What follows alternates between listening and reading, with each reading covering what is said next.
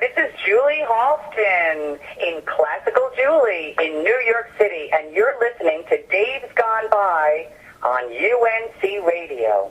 Good morning, goddammit. This is Rabbi Sal Solomon, the founder and spiritual leader of Temple Sons of Bitches in Great Neck, New York. And I am very excited to be talking to an actress, a veteran actress of the New York stage and also movies, and now you can even see her doing cabaret. In fact, she is a 4-time MAC Award winner for her solo cabaret performances. She's doing now Classical Julie at Birdland. That's happening until March 25th, and it's a good thing it's called Classical Julie because her name happens to be Julie. In fact, it's Julie Halston. She was Drama Desk nominated for a couple of shows that she did. Oh, let's just talk to the wonderful, the delightful, and the funny Julie Halston. Shalom, Julie. Hello. How are you? Oh, I love the singing. I couldn't believe what you were saying. I actually did sound like I was accomplished and important. I know. See, I tend to do that. And then as the guest begins to speak, we realize just how worthless they are. How lame it all is. No. Not at all. We're having a great time at Birdland. We had our opening night March 4th. It was a glitterati, sold-out show. We had the great comedian Lisa Lampanelli. Oh, yes. Playwright Charles Busch and the fantastic actress Tyne Daly. Oh, my goodness. It was fantastic. Wait, was she Cagney or Lacey? Really great. Was she Cagney or Lacey? Which one was she? She was both. She's such a great actress, she can do both. She was so talented. She really can do anything. That's right. It's like the scene in Chinatown. I am Cagney. I am Lacey. I am Cagney and Lacey. Exactly. My mother, my daughter, my Cagney, my Lacey, my anything. She's fantastic. She's one of my favorite actresses of all time. She's also a great woman. And Lisa Lampanelli is a dear friend. And it was just great having them in the audience. And a lot of Broadway people were there. And a lot of Long Island people were there. Oh, this is one of the whole things that I'm talking about is growing up on Long Island. I did not know that. Girl. So tell us about the show itself, Classical Julie. How does this involve Long Island and, more importantly, Jewishness? Well, here's the thing. I'm actually an Italian-Irish girl who desperately wishes she was Jewish. Don't we all? And, a lapsed Catholic desperate to be a Jew. That's been my whole life story. But here's the thing about how Classical Julie came about. I realized that I was never called for classical theater. You know, they would be doing Medea on Broadway or Hedda Gabler. And I kept thinking, why am I not called for these? Well, maybe it has something to do with my Long Island accent, the fact that I was not trained at Juilliard, but I am an Irish-Italian girl from Comac, Long Island, and I think that gives me the gravitas to do the classics. So I decided to write a show where I do the classics in the Comacian way, the Long Island way. Comacian, yes. Yes, I call it the Comacian way. And I have to say, people are really, really responding. And I also do some of my own classic bits that I've been developing over the years, where I read, for example, the New York Times wedding announcements, or I read celebrity autobiography of like Joe Crawford or Nancy Reagan. Aye. And, people have been responding to this material for years. And so I do some of my own classic bits, and I also do classical theater in the Comacian way. And I talk about what it is to grow up on Long Island. I talk about my mom, who still lives in Comac, Long Island. I went to school at Hofstra. Oh, my God, Hofstra. I lived in Great Neck for a little while. For a summer, I lived in Great Neck. That's where my temple is, Temple Sons of Bitches in Great Neck. We were located in a gas station for our first 3 years. It was exciting. Before we got an actual building, we got prayers, and then when people had to come in, the cars would pull up, we'd stop praying, we'd fill them up, we'd wipe their windows, and then we'd start praying again. It worked. That's hilarious. Thank you. That's hilarious. Thank you. Well, you wouldn't know, because... a blessing and gas and an oil treatment all at the same time. Exactly. We fill up your soul, we fill up your tank. That's how, that was our motto back then. I love it. So anyway, so that's what the show is all about, and I have to tell you, people are responding in droves. We were completely sold out opening night. We're now filling up for the next 3 performances. It's every Monday in March. Right. At Birdland at West 44th Street, and it's such an incredible club. And you come, you have a seat, you have an appetizer, you have a drink, you get a comedy show for an hour. It's completely the best of New York nightlife. And is there any chance that it will run beyond March 25th? Are they talking about that? Or for now, it's just the 20 of other commitments? Yeah, right now it's only the 4 performances, but depending, we have reviewers coming. If the reviews are very good, we don't know. We might have an extension. But right now, it's 4 dates in March. So we'll see what happens. I know for a fact that some of the reviewers were there on opening night, and the buzz is that the reviews are going to be good. But, who knows? I haven't seen them yet. But I'm very, very pleased. It's been a wonderful, wonderful show, a wonderful experience. And I love it when people from Long Island are in the house. I mean, when Long Island's in the house, it's a good time. I have to say. Oh, I totally agree with you. Are a particular group of people. You know what I mean? We're down-home folk.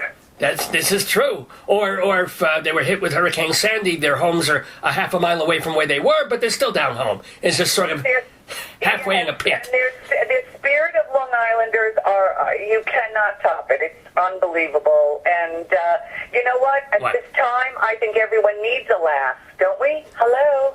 Hello? Yeah, no, absolutely. Considering the state of the world and the sequestration, I don't even know what the hell that is, but everybody's saying that word, so I'm saying it too. Sequestration, people need a giggle. It's the sequester. I don't know what they're talking about. Usually when I hear the word sequester, I think, oh my God, we're being sequestered by a jury because, they're deadlocked or something. So I don't know what this sequester thing is. We're falling off financial cliffs and fiscal this and that, but whatever. I say come to Birdland, have a drink, and laugh. Now let me, I don't want to put you on the spot, but my problem is that part of my audience is here in Colorado, and the rest of my audience is really, really cheap and broke. So can you give us just a little bit of a taste of you doing some kind of classical piece in a Comachian, Long Islandy style? I wouldn't say Medea because that's a big Schwarzer guy who does these gospel musicals. But maybe another Shakespearean or classical piece. Just a shtickle, a taste. Well, I do talk about, for example, Blanche Dubois. Okay. Who was, not exactly classical theater, Blanche but Dubois. Yeah. And what I say is, does it have to be in New Orleans? Couldn't it be on the South Shore of Long Island? Streetcar named Desire, couldn't that be a Long Island Railroad stop in Massapequa? And, the way Blanche Dubois is always done in that southern style, I think she could be done as a Long Island medium, like the Long Island medium. I want magic. Yeah, magic. And if, I tell it ought to be the truth. And if that's sinful, let me be damned for it. I think we can do everything with a Long Island accent. I think it adds a nice twist to the classics. I'm thinking so. Have you tried August Wilson yet? That would be interesting. I haven't done August Wilson yet. I do Nora from A Doll's House. I do Blanche Dubois. I do Medea, darling, because I can do Greek tragedy. And, I do a lot of material about my mother, because my mother is sort of one of those people. She's very misinformed and very opinionated, which is the key to comedy, believe me. It's also the key to Long Island, but yes. Yes, a Long Island housewife with a lot of opinions. Come on, that's funny. And at 88, here's the other thing about when you get older. Listen, I'm a middle-aged woman. I'm getting skin tags. I feel like I should be on Animal Planet. But one good thing about being older is that you can say whatever you want and you can get away with it. That's right. People are not going to take you to task. I went to visit my dearest childhood friend's mother recently. She's 88 years old, and we went to visit her, and he said, "Oh, Ma, Julie's here. You remember Ma? You remember her?" And she said, "Oh, sure." She said, "Now I'll tell you about another person I never liked." I couldn't believe it. I just burst out laughing. remember when, what was it, George Burns was 97 years old, and he pointed to a 5-year-old girl, and he said, "Oh, I would like to stop her in the tuchus." No, he never actually said that, but I thought he could have at that age and gotten away with it because he was George Burns and he was 98. It was, Oh my God! Yeah, well, exactly. I guess they thought, "Oh my God, he's gone a little crazy," and but I mean, obviously nowadays he'd be arrested. Well, at 90, if he were still 96, maybe. But once he... No, he would. It's fascinating, and you know, so those are the kind of things, and you know, and I will tell you that at my first show, there were so many young people, and if young people want to sit at the bar, it's cheap seats. It's like $20. That's $20 and a drink. You get away with the night for like $30. Wow, that's that's not bad. That's good. Even college kids can for one night. Well, you heard what happened. That's the thing with like Feinstein's closed a few months ago. Just they were charging you. You couldn't walk in the door of Feinstein's without paying $150. And what happens? Nobody went. So now he's trying to. I think he's getting involved with 54 Below or something like that. I'm not sure. Right. I know, and that's the thing. The problem is there's so many alternatives, but really, even my friends who have money, they're not going to spend 100 clams just to walk in a door. Why would they? I don't blame them. Would they make a donation to a shul by any chance? It would be a big headliner to pull that off. Well, these friends with money, if you have their phone numbers, I would very much like to know them. Now, of course, we all would. We'll all be calling those numbers. But that's the thing about this show is that you can actually sit at the bar, have a drink. You don't have to spend a lot of money. You know, you can really enjoy a night out in a beautiful nightclub. Birdland is gorgeous. It's legendary. It's the Jazz Club, Birdland Jazz Club. And it's beautiful. Jim Caruso, who runs Jim Caruso's Cast Party. Monday nights. He was on the Dave's Gone By program a few months ago. Wonderful guy, Jim Caruso. Oh, he's fantastic, and he always introduces me, and... you can go online right now at BroadwayWorld.com and see the pictures from the show, and you'll see how much fun we're having, and you also get to see what I'm wearing, which is quite beautiful. Woohoo! Tell us, Julie, what are you wearing? Well, I mean, please, it cost an arm and a leg. I went to Bloomingdale's and bought the new outfit, but it's gorgeous, a spangly top like you wouldn't believe. But how do you wear it if it just has one sleeve and one leg? No, I'm just kidding, the arm and the leg joke. Yes, no, it's so great. But yes, the pictures are on BroadwayWorld.com. And we're having a ball. I mean, like I said, you can spend a lot of money if you want, and you don't have to spend a lot of money, but you're certainly going to laugh. So that's the great news. Now, speaking of laughter, let us move on to more of your career. I mean, we've just been talking about this one current show that you're doing, but you have been acting off-Broadway and doing your thing for, I guess, about 2 or 3 decades now. How did you get started in the business? Well, it was a strange little story, isn't it? I ended up meeting Charles Busch, who was doing a one-man show at the time. It was called Alone with a Cast of Thousands. I mean, it was a cheap show. He was just playing all the characters. Okay. And I loved the show, and I had a lot of friends, so I would keep bringing my friends. And he had just written a little skit show called Vampire Lesbians of Sodom. Right. And he lost his leading lady because she didn't really want to stay in a show and do a show in a crack den on the Lower East Side with no toilet. Can you imagine? She didn't want to do that. Wait, can you say who the leading lady? He didn't know if I could act or not, which, believe me, at that time I really couldn't. But he desperately needed a leading lady, and he did know that I had a lot of friends. So he kept me in mind because he was desperate. I got into the show, and it took off. Yes. It took off. It ran for 6 years in off-Broadway, and we started a theater company called Theater in Limbo, and it put us on the map. So we're very, very excited. I mean, and now we're still working together. He just wrote a new A new play that is play. to be done at primary stages. Ah, yes. And let me tell you, we're going to do a reading of it very soon, I think this week, and it might go to Broadway. So here, that's our latest thing. So we've been working together for decades. But I also just finished a stint in the fantastic Tony Award-winning Anything Goes. Oh, that's right. On Broadway with Sutton Foster. And it was Joel Grey. I'm looking at a picture of myself right now with Joel Grey. Joel Grey, the legend. Well, what was it like to work with Joel Grey in Anything Goes? Well, first of all, we had so much fun. The audience loves Joel Grey. That's number one. The minute Joel Grey walks on stage, people are excited. He is in amazing shape.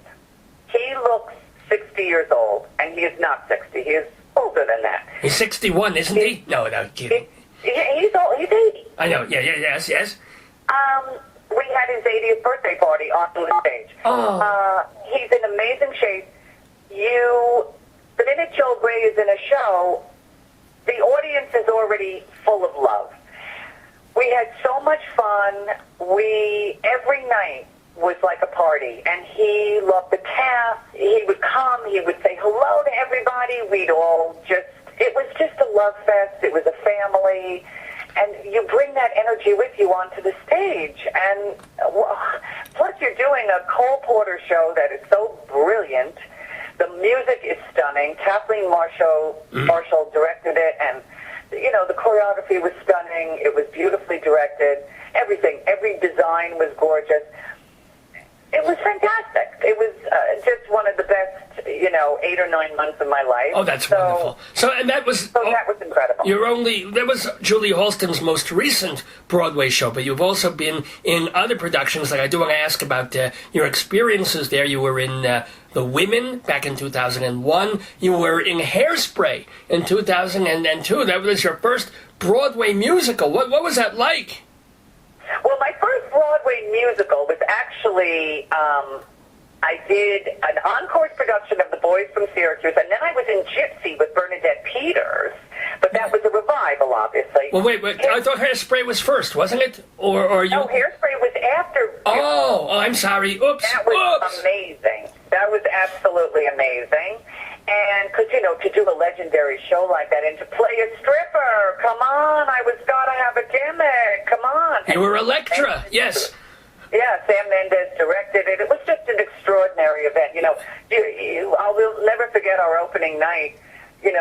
My mother seeing Tom Hanks, meeting Tom Hanks, Maggie Smith. Hello? Oh, my God. What's bad? There's nothing bad there. It was fantastic. And then Hairspray, I did after that, and that was, oh, come on, it was so much fun. I had to really sing and dance, which I thought, really, am I going to be, these kids are, I'm a middle-aged woman, but these kids are, Did you start taking, did you take lessons? Did you get a vocal coach? Did you get a dancer? What did you do to prepare to do that? Well, I did nothing to prepare. Really? Except basically say to my gay SWAT team, all right, teach me the steps. So I was very, very lucky. The dance captains and the choreographer, Jerry Mitchell, they were so extraordinary. They were fabulous. They just taught me what to do. And I just learned it. That was it. It was great. And I did work with the musical director. They were very patient, I'll tell you. And I learned how to sing the songs. I actually was the understudy for Velma Von Tussle. I actually went on quite a bit where I had to sing Baltimore Crabs, had to move and dance and wear those huge wigs. And it was so much fun. It was so great. And Andrew Reynolds was our Link Larkin after he had taken over for the original. Oh, he must have been a child back then. Andrew Reynolds is now, he was the star of the Book of Mormon, right. And now he's on the NBC show, The New Normal. And he and I became fast friends, and we just had so much fun doing Hairspray. Hey there, this is Julie Halston in Classical Julie in New York City, and you're listening to Dave's Gone By on UNC Radio. Can I ask, I want to get back, though, also to Gypsy, because that was such a, Bernadette Peters playing Mama Rose in that, directed by Sam Mendes. I would love to know your more thoughts about doing that show, more specifically, especially since, there was, I wouldn't say there was controversy about that production, but Arthur Lawrence... Oh, there was controversy about it, though. Oh, I know, Arthur Lawrence really, he was not really that supportive of the production. What was the atmosphere when he started, picking at you guys and saying, no, don't do it this way, and what the hell is Sam Mendes doing, and it doesn't look, how... He never did it to us directly, so I think he went through Sam, but Sam always, was very, very calming, so it was never very tense, I have to tell you that. Good. It was only behind the scenes. But we sensed, Arthur really liked to direct his own productions of Gypsy, so I think it was a little difficult for him. I'm speaking a little out of turn, but I think it was a little difficult for him not to be directing his show, because he wrote the show. It's a brilliant show. But Sam really kept all that away from us. And, Bernadette Peters is the nicest woman in the world, and the most beautiful. I mean, she's just extraordinary. And it was a great process. And I will say this, and I love Patti LuPone. I love all the Gypsies. I'll just go see Gypsy in a local, grammar school. I love it so much. But our production of Gypsy actually did run longer than I think the one that Patti LuPone did on Broadway. And she did win the Tony for it. But I think we ran even longer. And that's also the power of Bernadette Peters. She sells tickets. Oh, well, yes. She really does sell tickets. There were people who would just come again and again and again because they love Bernadette so much. Hey, you know what? Could have been. Maybe they were coming for you. Maybe they wanted to see Julie Halston as Electra. You ever think about that? Maybe it was you. Very possible. The strippers got great reviews. I remember that. They did. I did, and you were the one who lit up the bulbs in Electra. I remember very well. That's right. So, yeah. Tell your agent it was you. Right. You were the engine driving that Gypsy. That's what it was. It ran on Broadway because of Julie Halston. No, I must say, though, every night listening to that orchestra, oh, my God. Oh, my God, I mean, that's one of the great overtures of all time. So if you're a musical theater geek of any kind, you gotta love Gypsy. It's true. Mom's gotta let go. Come on, for me. Hey there, this is Julie Halston in Classical Julie in New York City, and you're listening to Dave's Gone By on UNC Radio.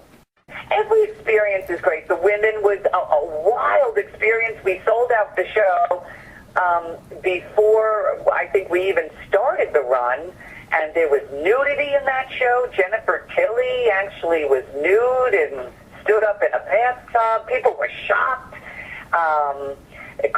Kristen Johnston, Cynthia Nixon, Jennifer Tilly, Jennifer Coolidge, myself. And I think certain members of the audience stood up naked. Great. Well, and do you have any thoughts also? One thing that we did not mention on Broadway is that you were in the revival of The Man Who Came to Dinner with Louis J. Stadlin and the one and only Nathan Lane. Do you have any... One and only Nathan Lane. Yes, do you have any Nathan Lane memories? That. Oh, right. So any memories of that experience, of working with Nathan Lane, watching him develop a character, do comedy? Was he nice? Was he difficult? I mean, we've heard all sorts of different stories about him. What was your experience? My experience is that Nathan Lane is a god. I absolutely worship Nathan Lane. I love him. Yes, I have heard that he can be a little cranky. I have never had that experience with him. I think he's one of the most generous performers. I happen to just adore him. He does not suffer fools gladly. Why would he? Hello? Well, okay. He's genius. Louis Stadlin, one of the greats. The minute he walks on stage, you go, okay, we're in good hands. Right. That's it. Harriet Harris, one of my dearest girlfriends, we're in good hands the minute she walks on stage. And now she's in Cinderella. Oh, I just saw. I went to the opening night. It was brilliant. Oh, good. Brilliant. So, yeah, no, these are the pros of all time. They walk on stage. You're in great hands. And also, Nathan just happens to be one of the wittiest, funniest people. You know, we had a technical problem one time when we were doing The Man Who Came to Dinner, and he actually went out there and sort of did like 10 minutes of improv stand-up. Oh, the audience must have been in stitches. Oh, my God. Good for him. Oh, that's... Yeah, the audience was great. You know, they loved it.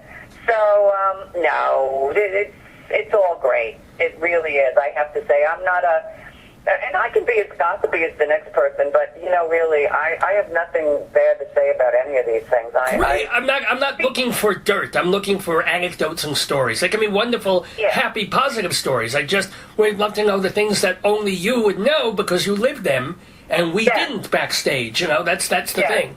So speaking... No, it was all good. You know, and let's face it, when you're in a show like A Man Who Came to Dinner, it's sort of a hit before it starts because, you know, people want to see Nathan Lane on stage. It's also a classic piece, you know. George Kaufman, hello, he knew how to write. So these are the kind of things that the minute you walk on stage, you feel the support and love. It's always a little harder when you're dealing with new material that has not been tried and true, but that's also a very exciting process. Like Hairspray was a brand new musical. Who knew what was going to really happen with it? Well, it turned out to be a smash, and for a good reason. It's fantastic. Now, wait. Do you have any Harvey Fierstein stories? Harvey, you know, he's one of the, you know, he was just inducted, a couple of years ago into the Theater Hall of Fame. Well, sure. He is, and deserves it. He's what? Again, brilliant, doesn't suffer fools gladly. I'm trying to think of things that, I wasn't around during the process of Hairspray like he was. I know he is very opinionated about, like, if he really does want, or if he really feels that something doesn't make sense, he'll really say, like, you know, this doesn't make sense.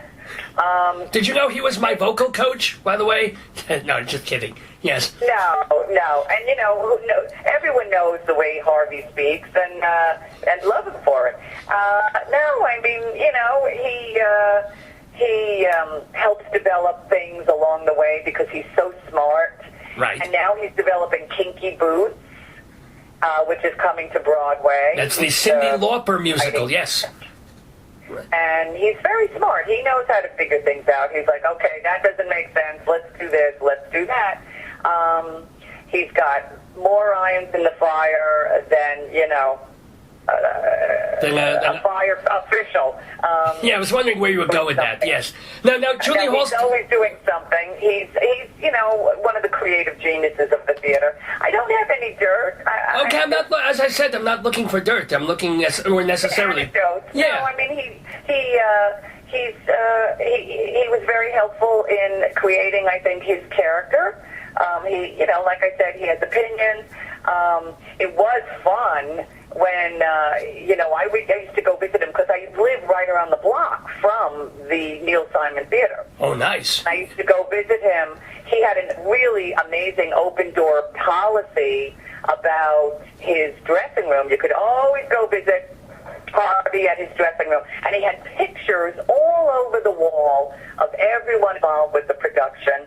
And he, you know, being the famous homosexual that he is, he redecorated that dressing room to within an inch of its life. You know, I think he had like a soda fountain in there, and wait. I'm sorry, hold on, Julie. Wait a minute. Harvey Fierstein is a homosexual? Can you believe it? Wait, oh my! Shocking! The whole breaking news. Everything's coming together now. A lot more. You know, that really makes sense now. I was wondering about the whole torch. Together for you, isn't it? Yeah, I never thought about that. Now, speaking. So anyway, but I used to go visit him in the dressing room all the time, and I tell you, it was a riot to see Harvey gearing up to play, you know, Mrs. Turnblad. I mean, you haven't lived until you've been half wigged, half girdled, the phony boobs, the stockings, the pantyhose. I mean, I'm telling you, it was quite a visual. I can imagine. Well, yeah, we all saw it on stage, but you saw it up close. I can't imagine being like 2 feet from that. Being 800 feet away in an audience is one thing, but, looking at this person, having to act with them and not break up, and then... But believe it or not, I have to tell you, close up, bewigged and bejeweled, Harvey Fierstein is gorgeous. I'm telling you, he and Lady Kazan could have been cousins. I'm telling you. Well, Charles Busch makes a pretty good-looking lady. He was a beautiful woman. Okay. He and Laney could have done a whole, family thing. It was really quite something. So, it was great. Now, speaking of comic geniuses, I also do want to ask, because you have done TV and film as well. You've had parts in various things, and you worked on 2 different Woody Allen films. So I'd love to know what that was. Didn't you? It was Celebrity, I think, and what was the other one? Small Time Crooks. You had a little... Small Time Crooks. I haven't done those kind of things in a long time, but Woody Allen was very pleasant to work with. He's very calm. He runs a very calm set. I remember just being very calm. Very, shy. He is shy, famously shy. But he wasn't funny. He was all business. But I just remember it was a very nice, pleasant experience. And all the people that worked for him and with him were just fantastic. So... Now here's a question. Here's a question for Julie Halston here. If you don't want to name names, that's fine. But I'm curious, what was your absolute worst working experience? It could be TV, it could be film, it could be theater. You don't have to name the names, but I'm wondering what was you were like, oh my God, what was the worst? Well, I will tell you, and I actually talk about it in my act. I was originally hired to play one of the dead bodies in Silence of the Lambs. Okay. Okay, that was my first feature film. I was one of the dead bodies. My agent called and said, it is a new Jodie Foster film. It's about a psycho serial killer. Skins alive, large Midwestern women. We thought of you. I was like, you've got to be kidding me. Anyway, that was a hard experience. We were filming at like 2 in the morning. I was sort of semi-nude. I had mud all over me. It was freezing cold. I had dye all over me. Dried pastina, really? Thrown all over my body. Oh. Like one of my boobs was hanging out. It was a tough experience. And guess what? I was cut out of the home. The director keeps saying, Julie, we need more. Please give us more. No, Yes, they did. It was hysterical. They wanted more. I'm like, more? What more? I mean, I wouldn't say it was a horrendous experience, but believe me, it's part of the act. It's part of the act. No, I understand why. That's hilarious. But what were you doing? That would be one. What were you doing before? Since you really got into acting through Charles Busch, seeing his show and all that. What jobs were you doing before that? Did you have a career? I was on Wall Street. I was a librarian on Wall Street. Do you believe it? I didn't know they could read. Wall Street. Yeah. So it was a little crazy, but I needed a job, and I had put myself through college, Hofstra University, Yay. New Hampstead, Long Island. I had put myself through college by working in the college library. So I needed a job after school. Right. And I actually got a job down on Wall Street with a company called Brundage, Story and Rose. And do you believe that the guy who actually hired me is now my financial advisor and one of my dearest? I mean, I just love him to death. And he has his own investment counsel firm now, Douglas C. Lane and Associates, and he's great. And nice so plug. It all comes together. I believe in closure. I believe in dragging everyone through my life at the same time. and I I do, and I'm very fortunate. Well, that's really important. I mean, if you think about it, just this friendship of seeing a show by this guy, Charles Busch. Oh, he's really funny. That's a great show. Let me come back again. Let me bring friends. And that turns into a long-term friendship, a career, this constant symbiotic relationship with Theater in Limbo. He doesn't call it that anymore because he's just a Charles Busch now. But growing with him through both your careers, that's a wonderful thing, isn't it? Yes. No, it's fantastic. You really can't get better because this is a very peripatetic. Do you love that word? Oh, yes, I do. Career as it is, and it's in fact, last year I suffered from peripapitis. It was very painful. Yes, but at the same time, you always are sort of like you're in a show for 3 months and then you don't see Soddy for a long time. But Charles and I, because we speak all the time, we see each other all the time, there's real consistency there. And also when you have real consistency, he writes. He knows how to write for me. He knows how to write for the same people that he works with. It's all shorthand. It's so much easier, and it's also deeper. It's richer and deeper. We're family. So it's now speaking of family, and we just have another moment or two with the wonderful Julie Halston, but let's talk family, because you married apparently into a rather large family. With stepchildren and everything. I mean, and it was, I think, was it later in life? Tell us about your home life, your personal life. Well, when you marry an Irish person, you generally get kids. Those Irish people, they love kids. Yes, my husband had 5 kids, and they ranged in age from 9 to 87, 30 which at is... the time, but 40 maybe at the time. But the 3 of them were adults already. So it wasn't, it wasn't like it wasn't a Brady Bunch or, 8 is enough kind of thing. But 2 of them were young children when I first married Ralph. And I went to a lot of soccer tournaments.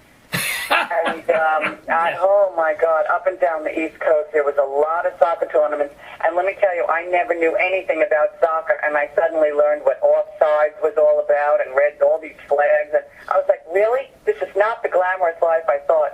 But, I really enjoyed it. And he now has a great-grandchild. Oh, Mazel McGlick, yes. Well, in fact, I have a great-grandchild. Right, yeah. And, of course, considering that, and I will tell you, I mean, I'm a middle-aged woman, but one of the things I talk about in my act is my facelift, because I just had a facelift. Why would you do this? It's fantastic, I got to tell you. I would urge everyone, maybe not every man, but every woman, if you can, if you're unhappy with what you look like, get a facelift. But you know what? The kids are amazing. The kids are great. They're very, very supportive. They were very supportive of our marriage. I think at first it must be very odd. It's like, what's Daddy doing? What's he doing? Who's this actress?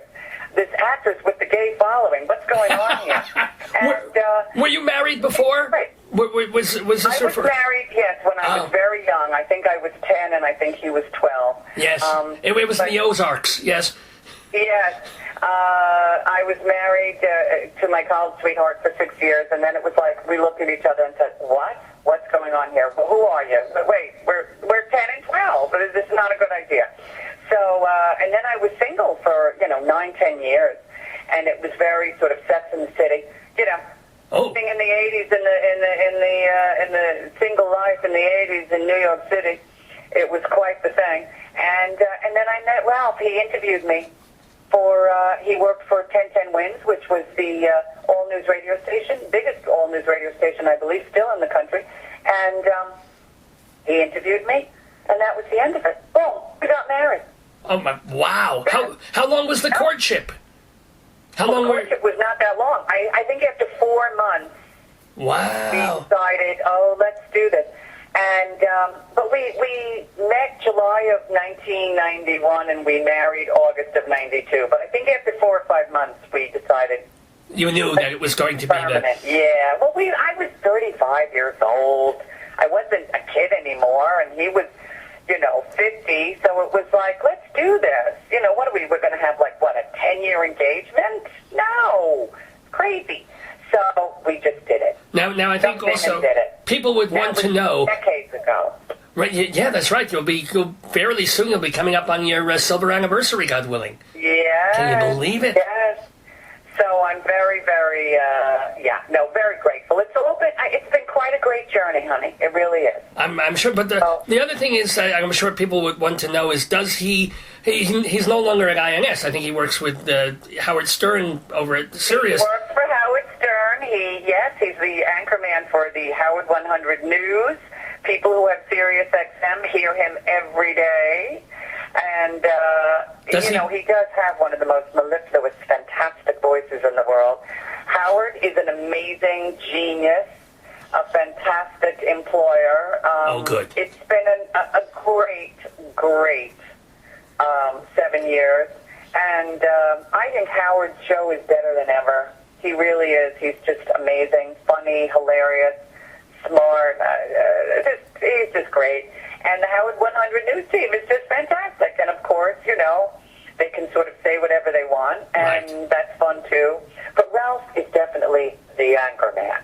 So it's been, like I said, it's been a great journey, and we're very grateful. Well, we are so great. Oh, sorry. Pardon me, yes? Yeah, no, that's it, and all I can say is come and enjoy. Come and enjoy. It's so good. She's talking what's about not to like? She's talking about her show, Classical Julie. It's at Birdland, which is on West 44th Street and 8th Avenue. To find out more and to buy tickets, go to birdlandjazz.com. Birdlandjazz.com to see Julie Halston in Classical Julie. And then keep an eye and an ear out, because, there's a new Charles Busch play cooking up that may be at Primary Stages. It's going to be at Primary Stages. Sorry. Next season, I believe. So keep an eye out for that. And then come to Birdland. We'll talk Long Island. We'll talk the classics. We'll talk about my facelift. We'll talk about Superstorm Sandy. We'll talk about everything that's on everyone's mind right now. And we'll have a lot of fun. Well, if it's anything like this conversation, it's going to be a billion times, as fun or more fun with Julie, the heavenly Halston. Thank you so much. It's just been a delight talking to you. Thank you, my dear. Have a wonderful time. Hello, Colorado. Hello, Great Neck. Thank you, Julie.